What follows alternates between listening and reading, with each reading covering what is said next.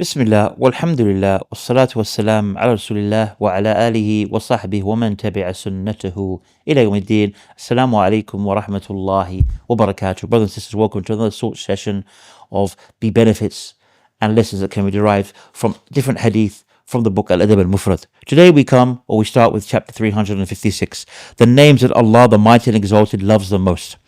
Abu Wahab, who was a companion, said, the Prophet ﷺ said, name yourselves the names of the prophets. The names that Allah the Mighty and Exalted loves the most are Abdullah and Abdul Rahman. The most truthful names are Harith and Hammam, and the ugliest names are Harb and Murrah.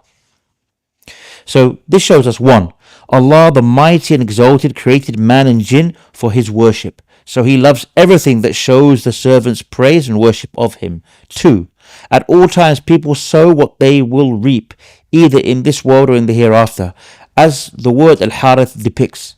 Likewise, they all have the zeal for various achievements, as the name Hammam shows. So they are both truthful names. Harb, war, and Murrah, bitter, are names that are generally displeasing. 4, although it is permissible from another authentic narration to name our children by the names of the prophets, the first phrase here, name yourself the names of the prophets, is weak and should therefore not be ascribed to the Prophet ﷺ like an authentic statement from him. Jabir said, a child was born to a man among us, and he named him Al-Qasim. We said, we will not give you the kunya of Abu Al-Qasim, nor will we so honor you. The Prophet ﷺ was told and said, call your son Abdul Rahman. Commentary. The scholars have viewed differently about the permissibility of taking a kunya after that of the Prophet ﷺ. One of the views is that taking the kunya Abu al-Qasim is only prohibited for one whose name is Muhammad, based on the weak hadith that the Prophet ﷺ said, whoever takes after my name should not take my kunya. However, this position is clearly weak due to the weakness of the hadith upon which it is based. Others hold that it was only prohibited during the lifetime of the Prophet ﷺ in order to avoid mix-up based on the hadith of Anas ibn Malik, and that it became allowed after his death.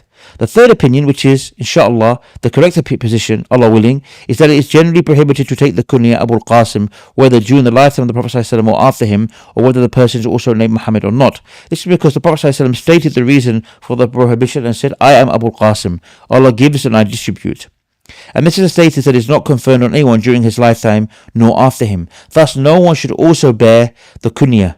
Also, if it were allowed in his time and after him, he would not have been necessary for Ali radiallahu anhu to ask for permission to give his son the kunya Abu al-Qasim. And Ali's statement said, and it became allowed for me, as collected authentically by Imam Tirmidhi in his Sunan. As such, Ibn al-Qayyim al-Jawziyah concluded the correct thing is that to name after his name is allowed, but to take his kunya is prohibited, and the prohibition is worse during his lifetime, and to combine them, i.e. his name and kunya, is also prohibited.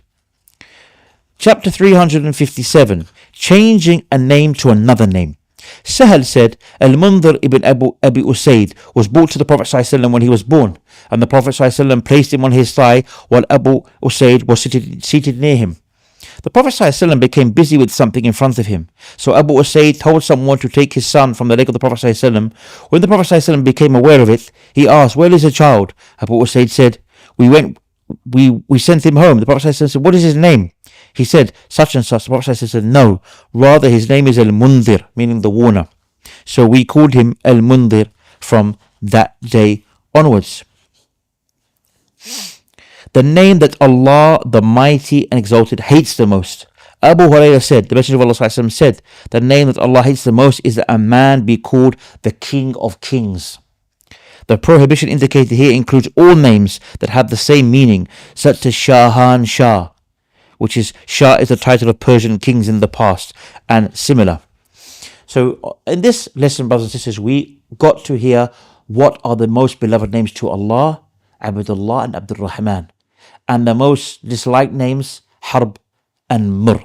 So this shows us that we always have to try, as well as we always have to have good character and act with good behavior, we should also choose for our children and name them with good names, inshallah. Until next time, Assalamu alaikum wa rahmatullahi wa barakatuh.